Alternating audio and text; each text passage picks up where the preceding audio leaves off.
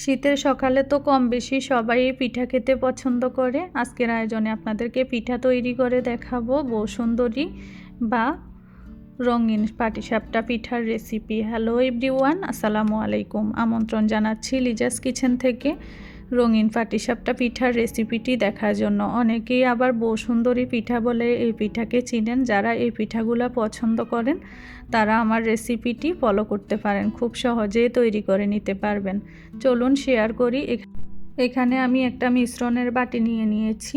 দিয়ে দিচ্ছি একটা ডিম, এর সাথে দিয়ে দিচ্ছি লবণ, দিয়ে দিলাম 3 টেবিল চামচ চিনি।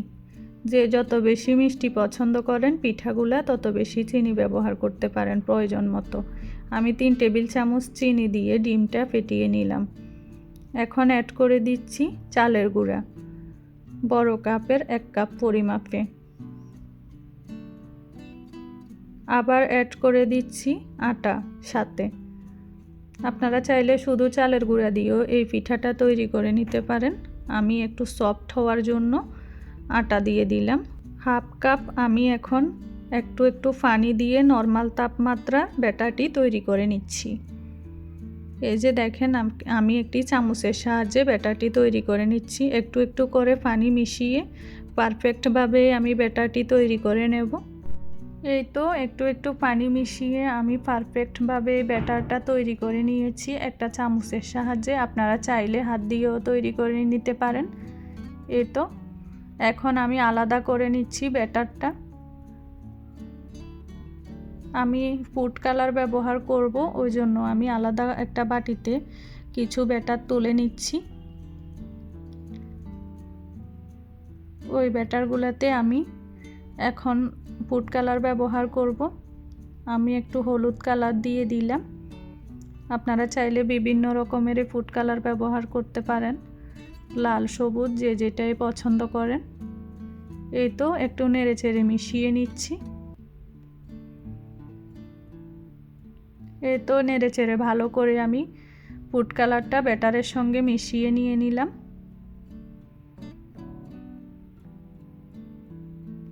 আমি এখন হালুয়া তৈরি করে নেব। কেউ খিরসা বলে, এই খিরসাটা তৈরি করে নেব। এখানে 1 কাপ আগে থেকে ভালো করে জাল করে রাখা ঠান্ডা করে দুধ দিয়ে দিলাম চিনি হাফ কাপ।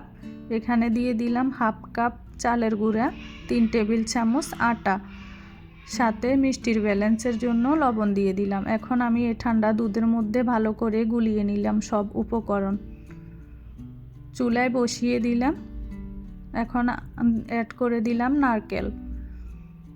আমি আস্তে আস্তে চুলার আঁচ মিডিয়াম টু লো হিটে দিয়ে নেড়েচেড়ে খিরসাটা তৈরি করে নেব।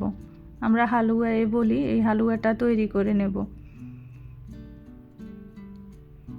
চুলার আঁচ মিডিয়াম টু লো হিটে রাখতে হবে, হাই হিটে দিলে কিন্তু পুড়ে যাবে। এই তো এভাবে নেড়েচেড়ে আমি খিরসাটা তৈরি করে নিচ্ছি। দেখেন ঘন হয়ে গেছে। এই যে এভাবে একদম শুকনা করে তৈরি করে নিয়েছি। এই তো আমার খিরসা বা হালুয়া বলেন যেটাই বলেন, ওইটা রেডি হয়ে গেল।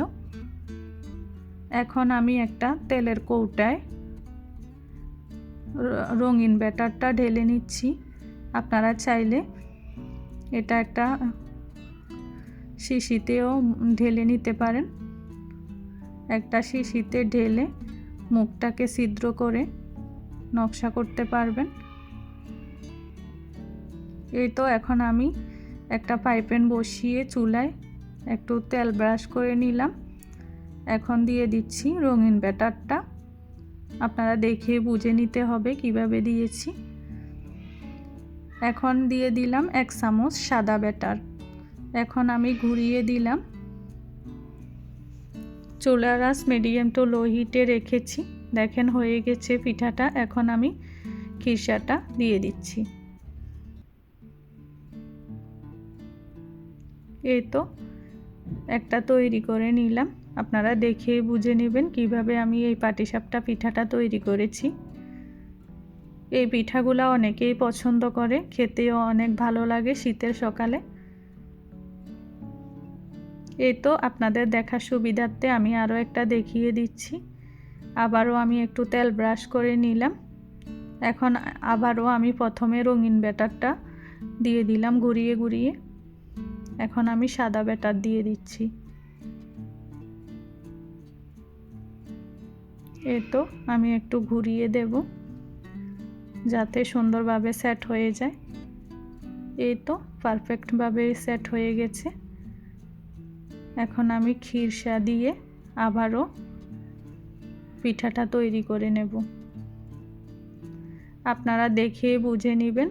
এটা খুব সহজে ঘরোয়াভাবে পিঠাগুলা তৈরি করেছি। আপনারা আরও সুন্দর করে তৈরি করতে চাইলে একটা শিশির ঢাকনাকে ছিদ্র করে ঘুরিয়ে ঘুরিয়ে দিয়ে দিতে পারবেন।